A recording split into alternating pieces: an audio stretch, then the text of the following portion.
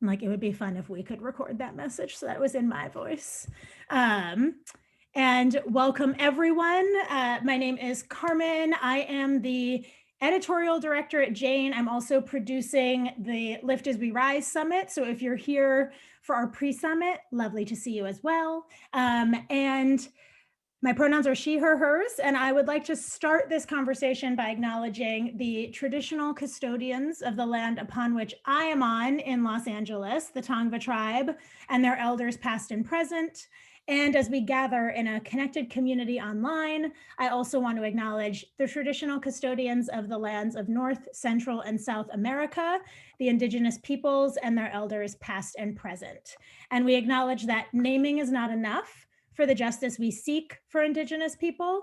Along with this acknowledgement, we also have to ask ourselves, what responsibilities and commitments can we make to foster more honest and generative relations with this land and with each other? And can we, wherever we go, acknowledge Indigenous claims to the land we occupy? I also want to name that today my highest intention is that our words and language do not cause harm to each other and to those joining. I'll be holding that intention throughout the conversation and will also stand in the feedback if I fall short. And on another housekeeping note, as the robotic voice just announced, I am recording this session. We'll be sharing it internally for Jane on Demand. So we ask that no one else records and that this is only viewed internally by our community members. And there will be a Q&A at the end. So if you have questions, you can ask them in the chat and maybe save them so that you can ask them again at the end in case they get lost in there. And with that, so much of what we talk about here at the Jane Club is honoring the work of women, the paid and unpaid labor that women do, how undervalued our time is, how many spaces we hold in our lives. And so taking time right now to share her time with our community, which is no small feat, is Kimberly Dark. And I'm so honored to introduce Kimberly, who is a writer, professor, storyteller, working to reveal the hidden architecture of everyday life so that we can reclaim our power as social creators.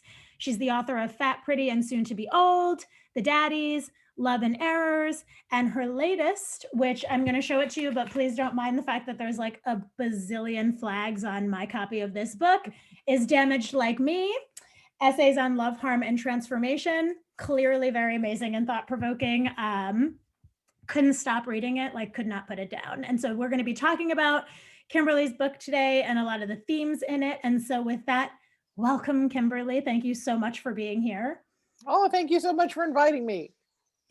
It's going to be super fun. And I feel like my motto as an interviewer is like, let's start from the beginning with an inception story. But I love to sort of take it back. And I couldn't help but think, this is sort of this book about this notion of damage and the fact that we're all damaged and in recovery. And it comes not only at the tail end of this pandemic, which, I mean, of course, I say tail end in my own privilege, right, as someone who lives in the US and in California. But we also received this offering from you at the end of the Trump presidency and coming out of that. And you talk explicitly about 2020 in here. And so I'm just curious about, like, how does Damaged Like Me come to be?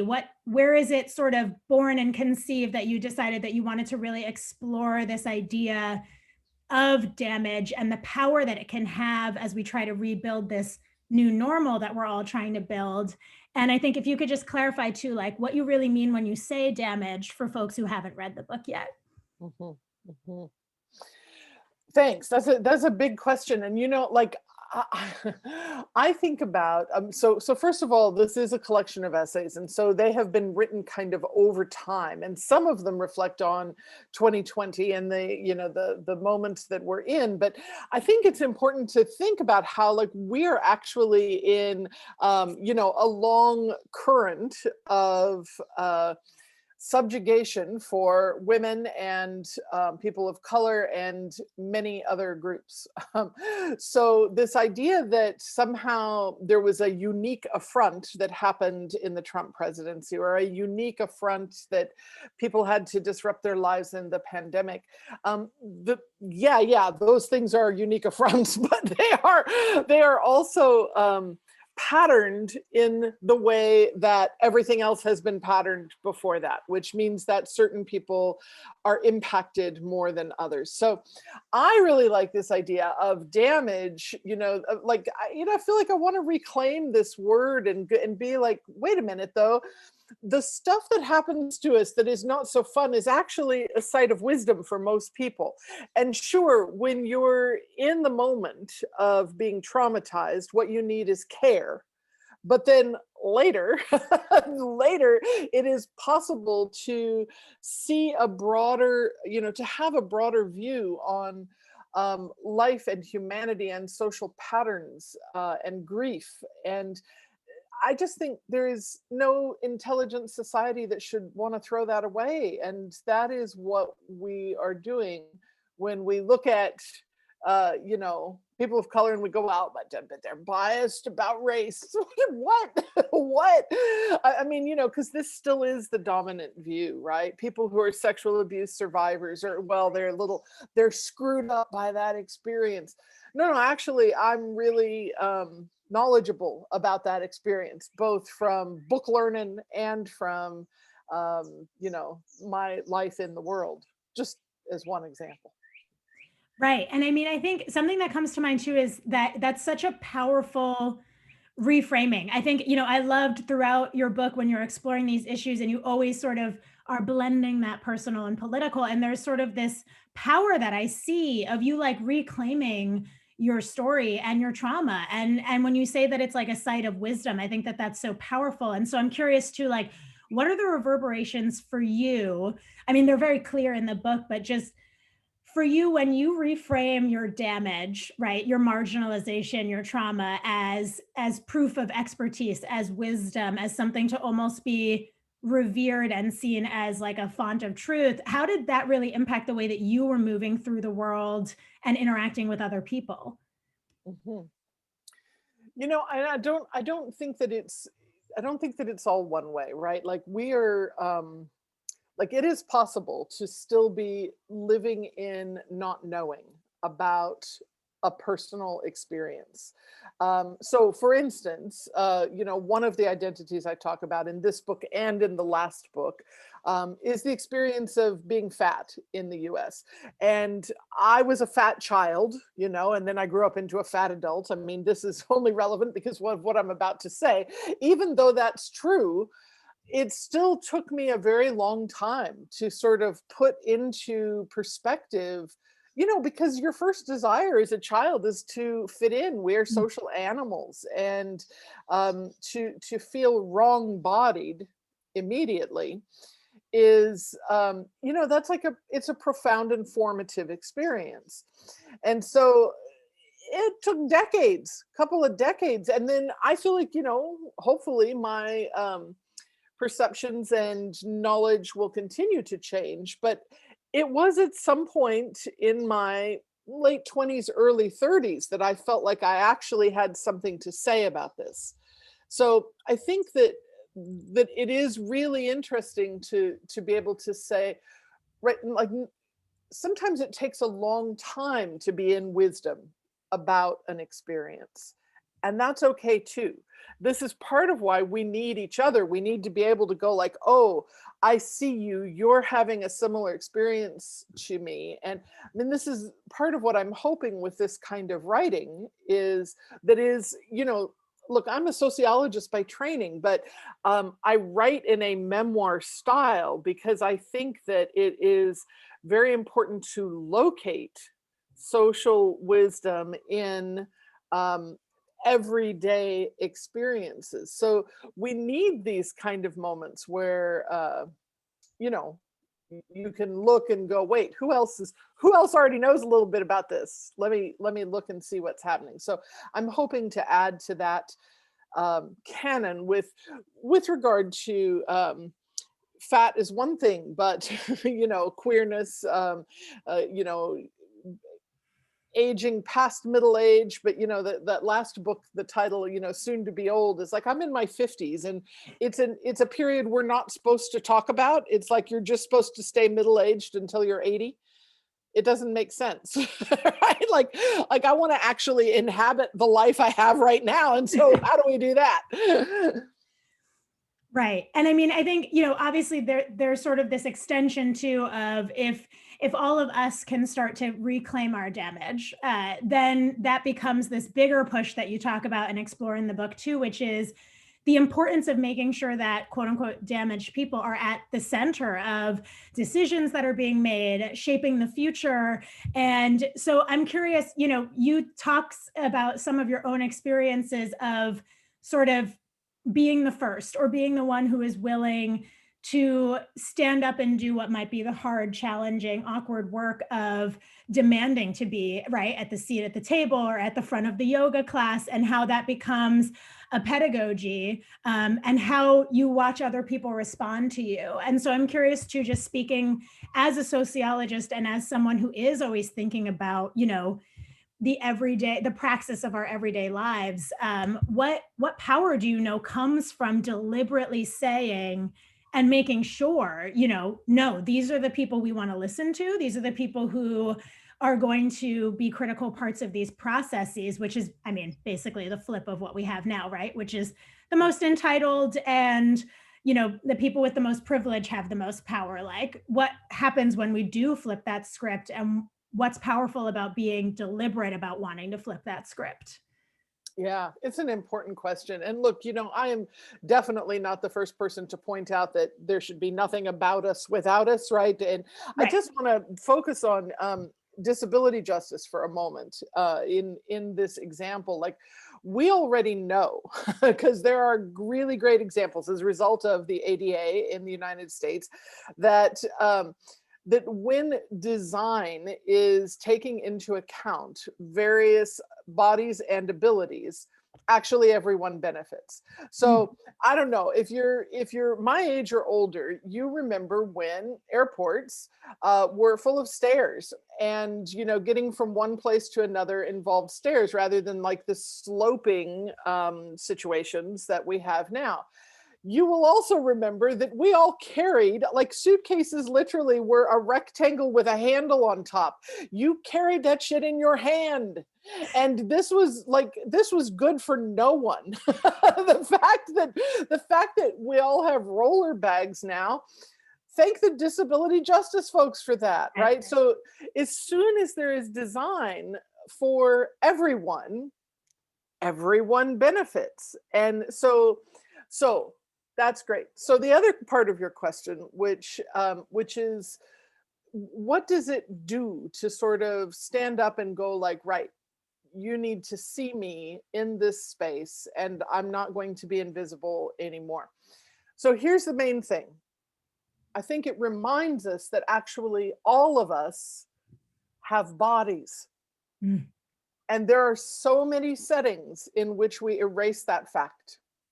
And so the pedagogy of, I think you're referencing an essay in the book about you know, yoga practice, right? Because I happen to, you know, I've been practicing yoga for 30 years, and for sure for a long time, I was always, like, literally always the fattest person in the class. And then when I became a teacher, that was, oh, right. So, and you know, and I want to say, I mean, I teach in a community setting, right? It's not like it's my own studio with my own, you know, students. And so random people come, and it still happens that people will come and look me up and down and go like, I don't think this was the class I wanted. And I go, okay. So the fact is, every one of us is living in a body that carries certain meaning into every setting we enter. So if you have whiteness, if you have slenderness, if you have youth, if you have, you know, these kind of normative things, it's easy to forget that your body also has meaning in a space. And it is a meaning that is encoded with supremacy.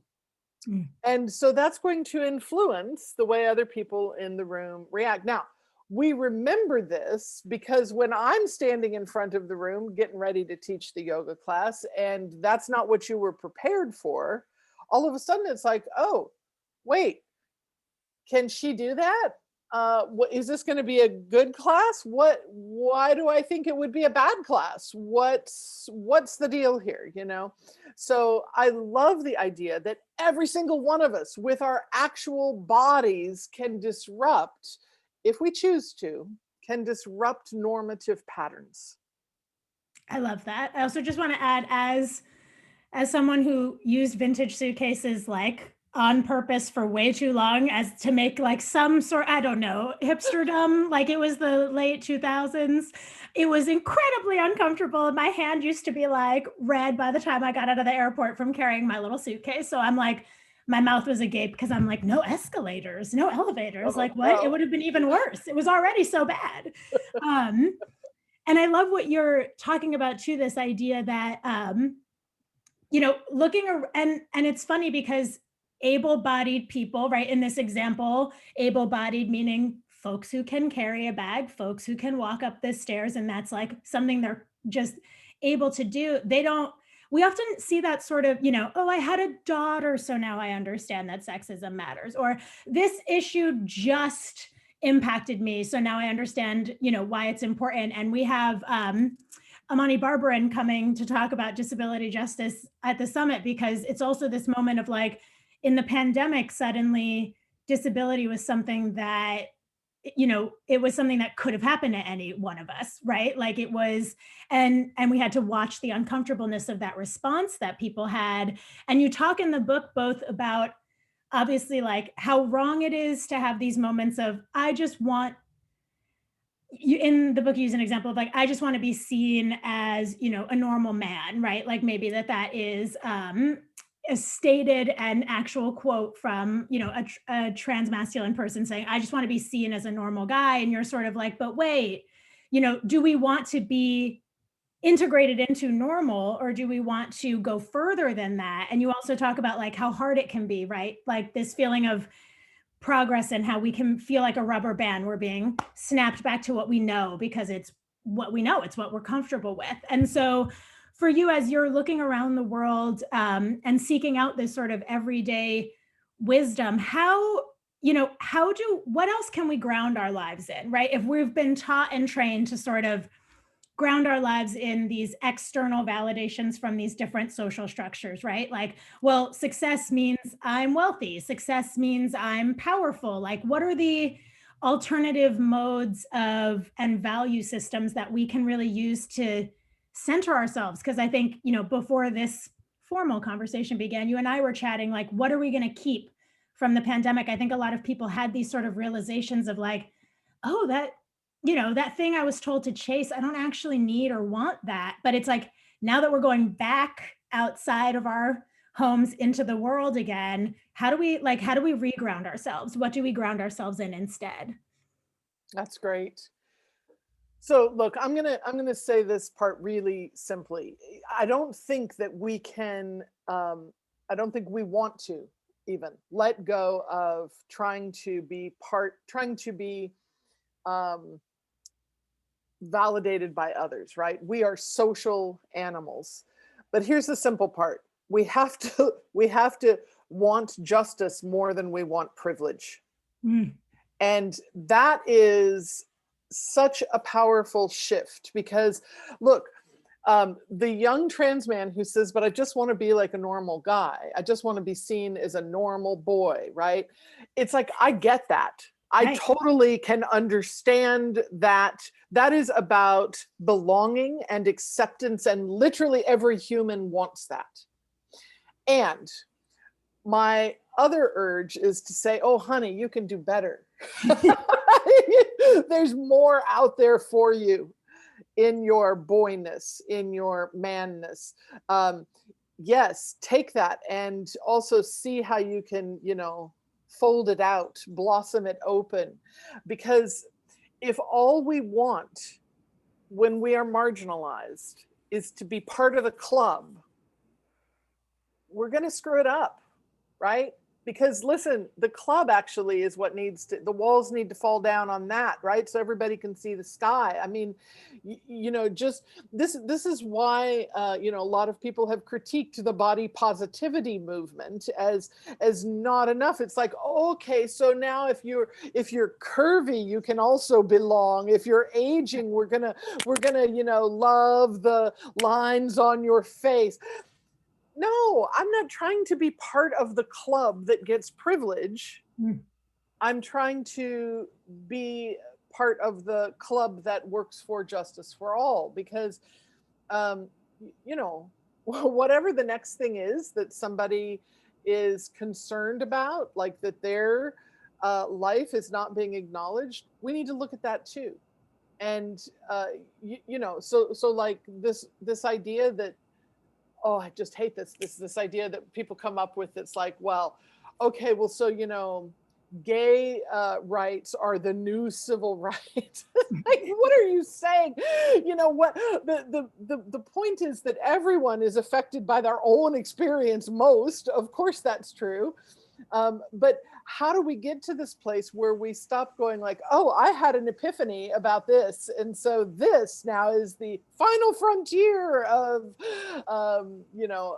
human rights? No, we are constantly going to be evolving into justice, but only if we want it more than we want to be part of the club. Oh, I love that so much. And I mean that's so core to this, something that I found really empowering, because it's like as soon as I read it on the page in the book, I was like, of course. But it was just, I think as a woman, as a mixed race person, as a queer person, as someone who grew up like, with a working class single mom, I've never felt like I was creating the culture. And your book is grounded in this idea that all of us are cultural creators, in that we all are co-creating our culture together. And I just found it really, I mean, so empowering to really be put in that driver's seat almost, and be told that I too, right, can help shape the world. And I think so many of us who are marginalized, and especially multiply marginalized, we feel like culture is happening to us, right? Like we might rise up, we might be activists, but we ultimately feel like someone else is powerful. They will make this final decision. Maybe I have to plea with them. Maybe I have to fit into a box to make them comfortable. Like those are sort of the, what you talk about, identity managements that we do to try to survive. And so I'm just curious, can you offer some advice maybe for the folks tuning in on how do we step into that? How do we become more active in creating culture? What are some opportunities that we might not even be aware are all around us to be cultural creators who are creating these tiny shifts, these ripple effects that then become bigger things or are part of something larger than ourselves? Yeah, yeah. So so look, first of all, for sure, as individuals, especially marginalized individuals, you don't have all the power, right? But you always have your power. And I Mm. think that's the thing that we have to keep refocusing on, because I want to put forth the idea that this cultural creator is literally a job you cannot leave. You can't put that down. You are creating the culture, whether you do it consciously or not, because we influence each other. We influence each other when we're grocery shopping, when we're going to a yoga class, when we're, out walking along the beach. We influence each other. So one of the first ways that we do that is simply by visibility. And where do you show up, right? Where is your body a living example of your values? And so that is one thing, is to remember on a daily basis that it makes a difference that you speak rather than stay silent if you have a perspective on something that is not being shared, right? So many folks. I do a free monthly event called the Hope Desk, and you're welcome to tune into that sometime. But it's basically I handle 2 social inequalities per month in a monthly hour-long Zoom call.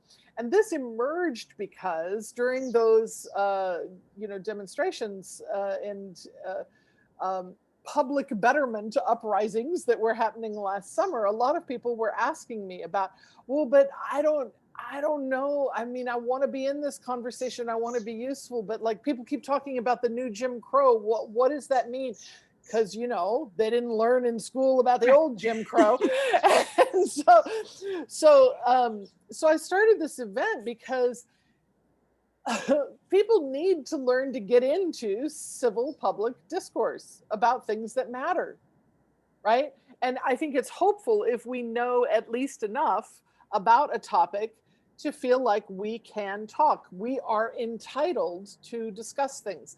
The discussion is literally the unit of social change that we have the most access to every day of our lives.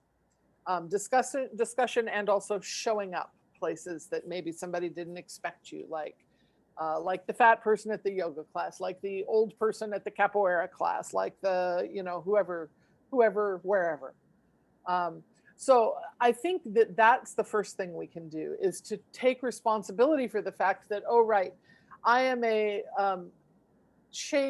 social creator, regardless of whether or not I'm aware. So how do I get aware? And then the next piece is about how we read and learn and form coalitions with other people. Now, coalition is a fancy word for saying you get together with some people and you talk about some things and learn about how something might change. Like literally, whatever it is you happen to be doing with your day, whether it is going to the CrossFit class or going to the grocery store, or going to the bar, or going to the poker game or the knitting circle, or whatever the thing happens to be, that's where you do it, right? So I think a lot of times people think about social change in terms of like, wow, what would that be like if I was like, this big time activist and going to do that, big time thing. It's like, well, no, actually, how about start today, wherever you happen to be? Wherever you happen to be, talk about things that are important to you. And the byproduct of this is actually living a better life, because you are focusing your attention on what matters to you. Right. And I mean, I think it's important too, because I know for me, like being in feminist nonprofit and being in these feminist spaces that are capital A activist spaces, oftentimes we also put this idea of activism and culture shift into a box, right? It only looks like going to the protest once a year or whenever it happens, or signing a petition. It never is. Like, I love that your book is really grounded in this idea that the way that we live is part of our praxis, right? It's how we show our values. It's how we change our world. And so, I think a lot of us, I loved that the sort of, I don't know what this is called, the intro pitch to the book is, very much so it's dedicated to reinvention. And I think so many of us right now are in a moment of, we want our world to change because we have seen things and been unable to look away from things, especially in the last year, in the last 4 years, I think more so than ever, or at least more so than in recent history, we've been forced to confront really ugly things happening around us and maybe in our households and maybe in our communities.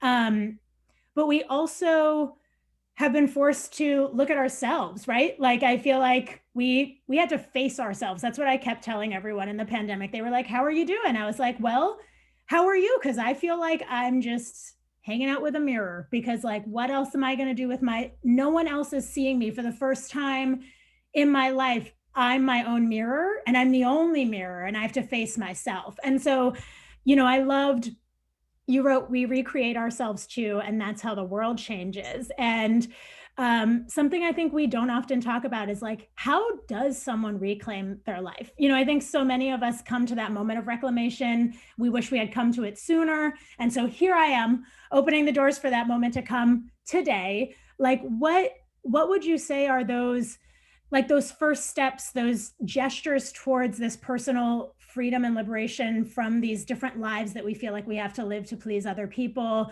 to fit in, to manage our identity for survival. How do we reclaim our lives? How did you reclaim yours? It's an ongoing project, isn't it?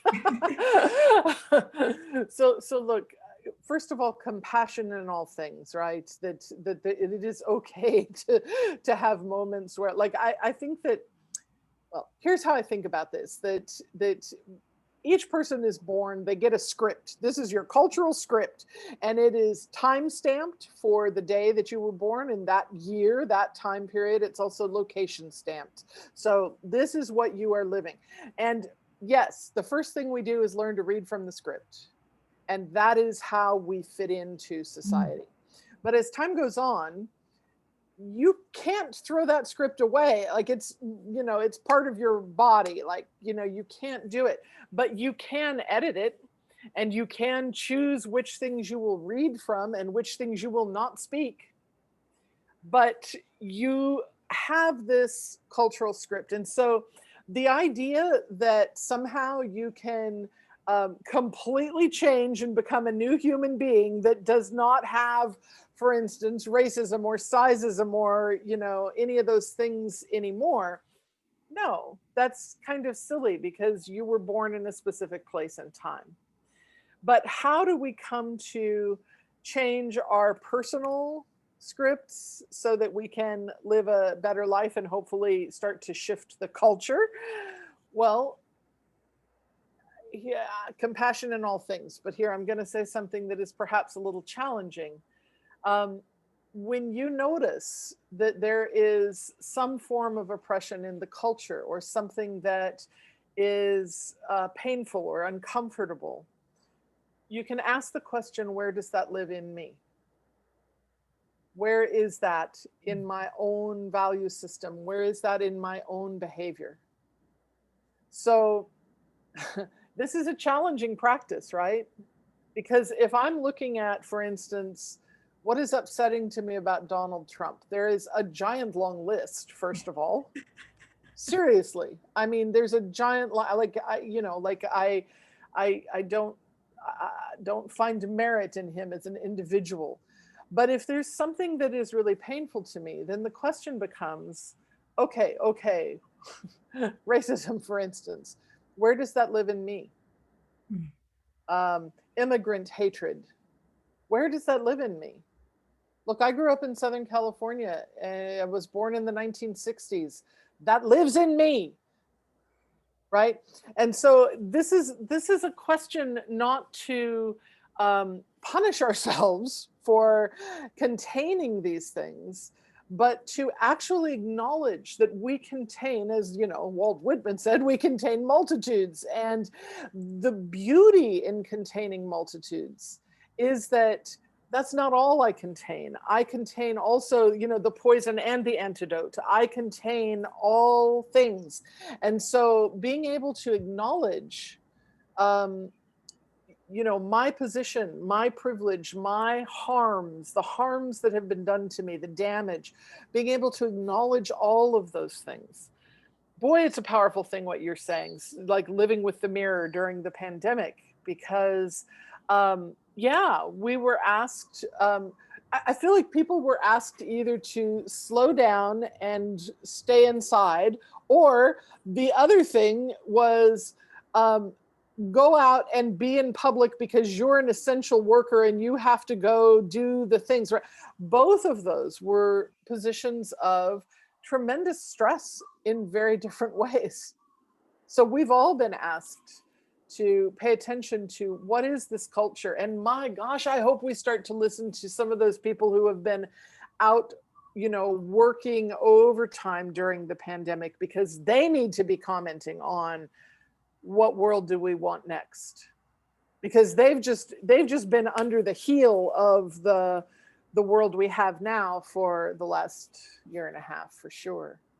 Totally. And I mean, I think what is, well, first of all, I want to flag that it is 12:40. So if folks have questions, you can start dropping them in the chat and I will hold space for them, since we only have about 20 minutes left. But it's making me think, something that comes through in this book, which we also are discussing more at the summit too, is this compassion, this, like you're saying, having to admit, like you talk in the book about being very open in a class that is about race. As an instructor, you just stand up in front of that room and you say, I am racist, because you know that is a system and an ideology that we are all swimming in. It impacts all of us because it's just something we're raised in. And I also think being able to admit that you still have work left to do. And I think a lot about the things that make us afraid to admit that we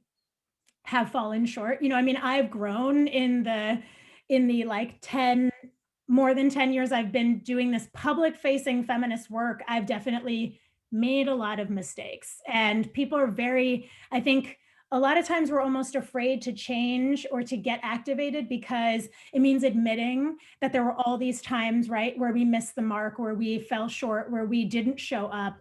And you write in the book that progress means fumbling. And white supremacy and patriarchy are the systems that tell us that we're not allowed to make mistakes, right? Mm-hmm. And capitalism too. It's like you can't make mistakes because it's all about efficiency. You can't make mistakes because that means you're not infallible, untouchable, entitled. And so I'm curious too, like, how do we cultivate that gentleness, that patience with ourselves in a world where a lot of times, if you are brave enough to say, I made a mistake, or you're brave enough to say, I want to learn, there might be a voice in the crowd that says, you shouldn't have bothered showing up at all because now you're just admitting, this, because it's so easy for all of us to have that knee-jerk response. So I'm curious to, like, when you notice that and when you have to reckon with that with yourself, like, how do we process that in a productive way? The short answer again is we practice.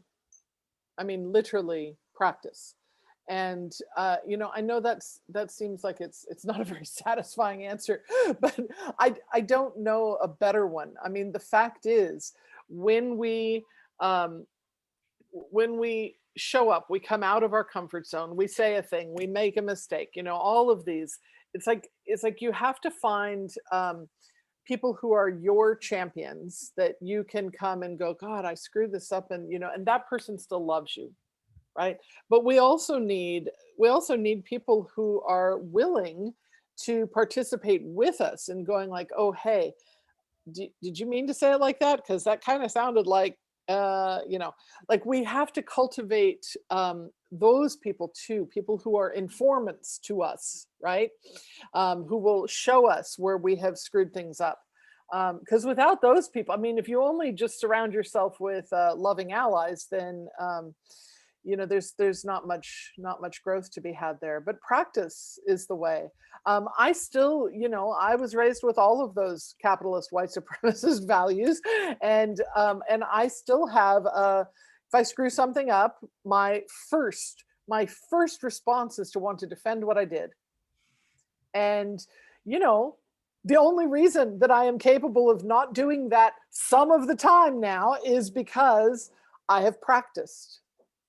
Like, there is no substitute for, it's like you can't picture roller skating in your mind and then think you're going to strap on some skates and be like,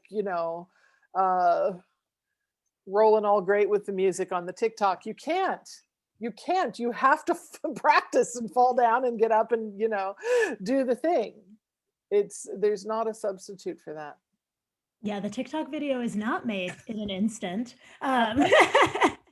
Very applicable metaphor for these times. And yeah, I mean, I think about that, in some of the recent times when I've fallen short, one of the sort of boom moments for me was I was talking to friends about it, and I was like, I'm feeling a lot of shame. I'm feeling a lot of guilt. And I know better from what I have learned and the deliberate spaces that I have built and been part of, that my job is not to put that on the person who was harmed by what I did, but instead of going to anyone else, I just held it, and like obviously that means it just sat there. And then one of my friends just very gently was like, you don't go to them, you come to us. Like, we can be here to acknowledge that you fell short and have good faith in you, and like hold you accountable without holding your feet on the fire. And that is not inappropriate emotional labor for us, your friends. And I Right. was like, oh my God, yeah. Like I felt like, I was like, oh, I am allowed to share this shortcoming with someone and survive, like someone else can know that that happened and I will go on. And so that was a really powerful moment too for me of realizing, it's not just me and the person who just witnessed me falling short. I can also expand that circle and say, I need to talk about what just Yeah. happened with someone Yeah. who understands what that was like for me, understanding that I want to hold myself accountable, not be defended, right? Yeah. It's an important distinction. The informant and the ally are two different people. They're not, they're not the same. You need both. I love that. And I love this question that came in from Amanda, which is um, speaking of reinvention, a theme that's going to be coming up for her a lot in the coming months. She wants to see, how has your damage/trauma informed your reinvention? It's not something I want to remember, but I know it has changed me. How do I bring that along in a reinvention that is productive and beneficial? Yeah, I love that. So look, and I'm just looking ahead here to the next question in the chat as well, about writing about painful memories. It isn't easy, and how you work through those moments Yeah. when the writing itself causes pain. And I'm seeing these as related questions. So look, first of all, you don't owe anyone a story about your trauma. That is, I think that is an important thing, right? So during those times that I still was trying to understand what fat embodiment meant in my culture, and was this, like, literally, as I had been told since I was 2, a personal failure, that I am large bodied, and I'm very tall too, so I'm saying it that way on purpose, like I'm large bodied.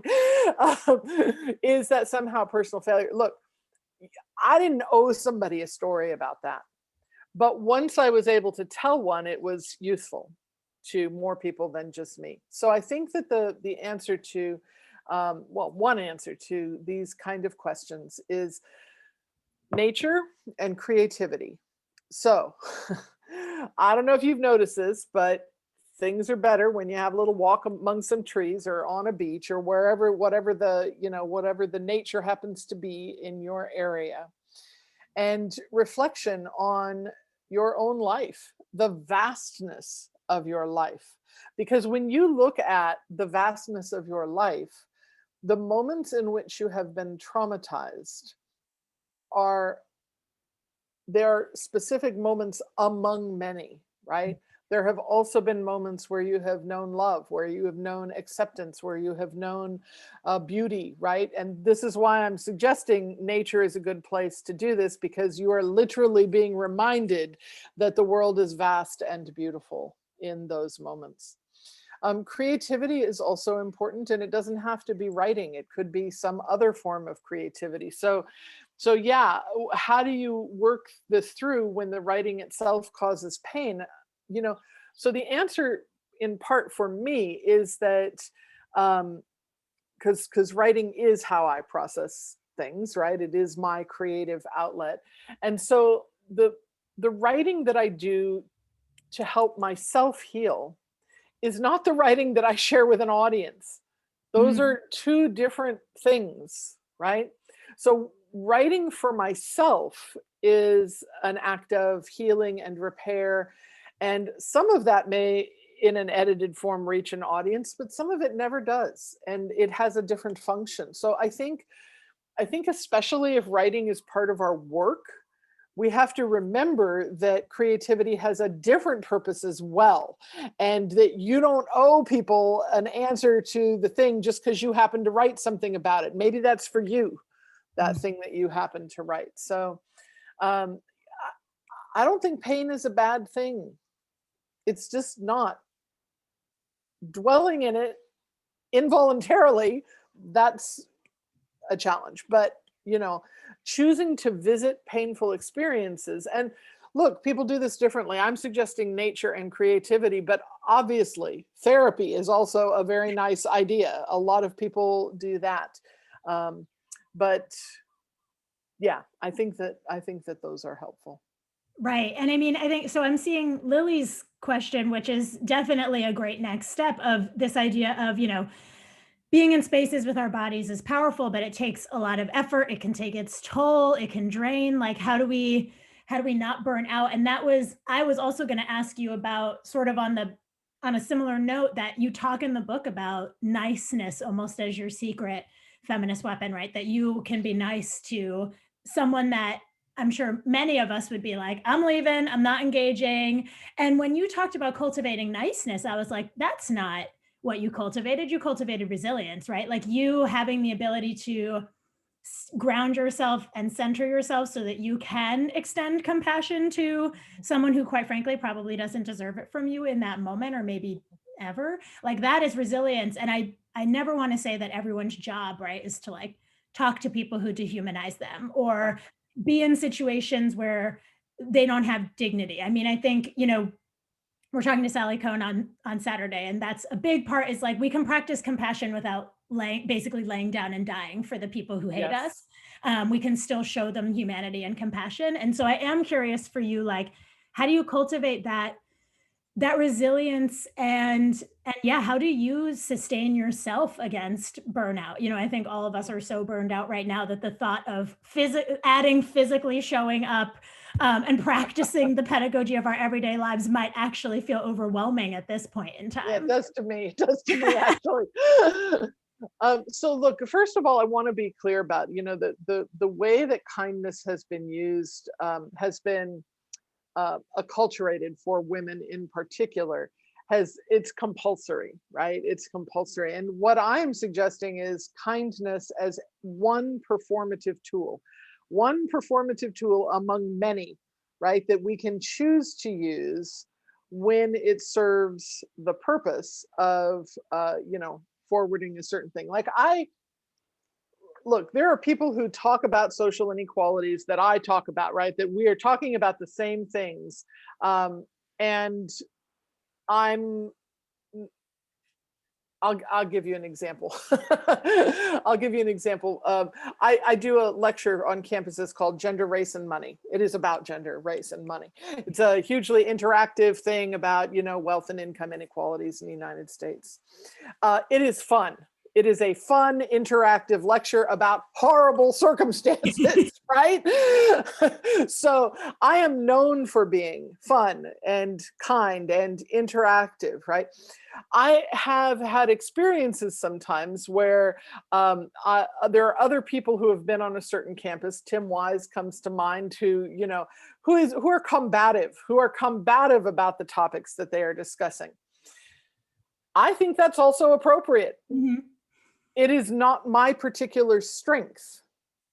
And so trying to get to a place where I had to unlearn niceness as compulsory in order to bring it back again as a tool in order to reach certain people.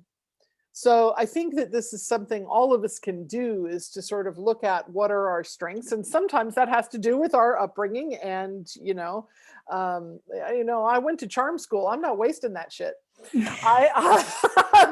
This is part of my skill set, but I use it as I choose to at this point.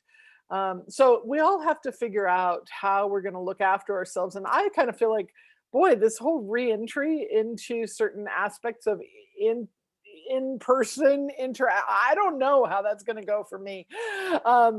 I do know this, you can see some green behind me. I live in a rural place because I really am personally fed by solitude and nature. And so that's a thing I know about myself, and it helps make me capable of going out into the world and having difficult conversations. And then I come home to my hammock. Mm. And that's important. So I think we've all got to figure out, what is the thing that is going to nurture us? Because for some people, it is the interactions, right? They've really been suffering this last year and a half. Right. And I mean, I think, there was that sort of boom, I guess it was maybe like 2 or 3 years ago about women's rage. And of course, like sometimes rage is Of course. cathartic and healing. And that's what we need to express too. And so I love this idea of like reclaiming nice, and for ourselves, and redefining it and setting our own terms around it too. Because I feel like that is for me the reentry thing. I'm like, oh, I've forgotten how to put up the shell, and now like, what if I'm too soft without it, and I go out there and like I get hurt, or I, like what if I don't remember all those defense mechanisms that I had built around myself to survive in the world.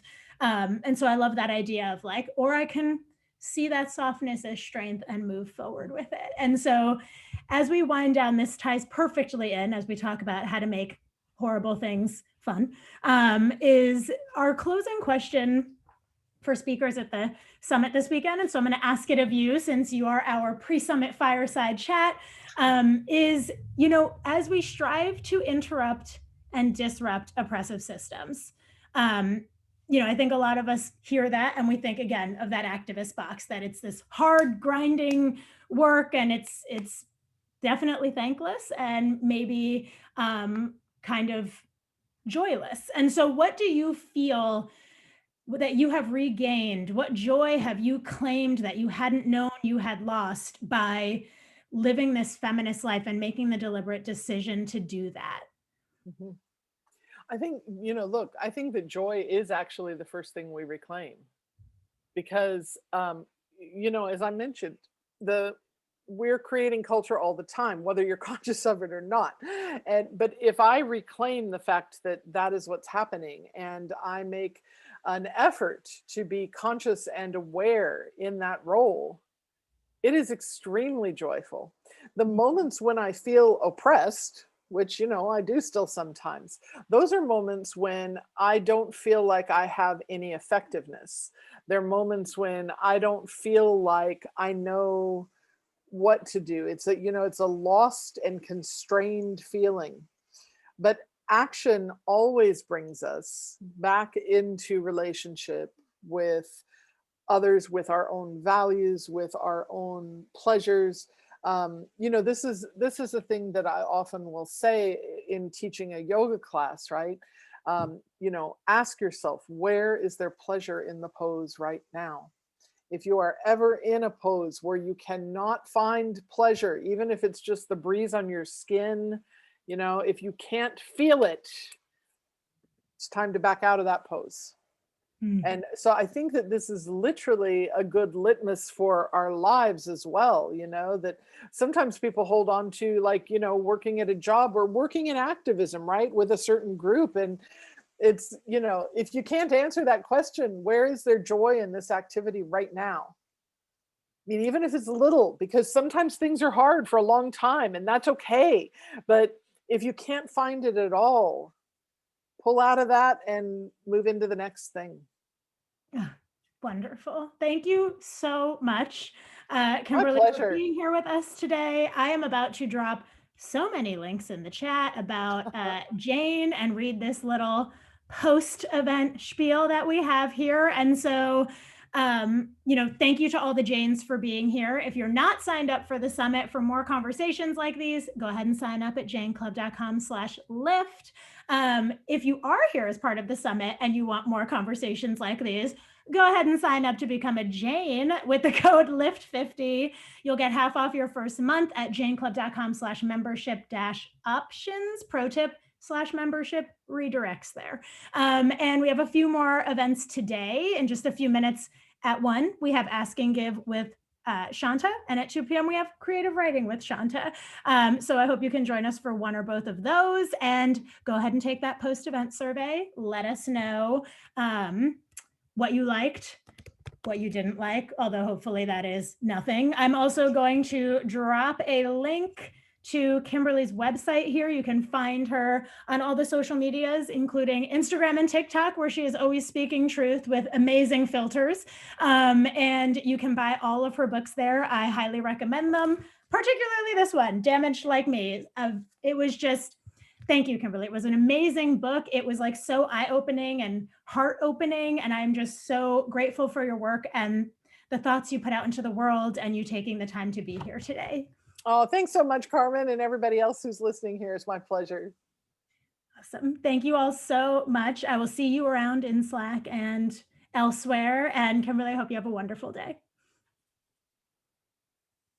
Bye, all.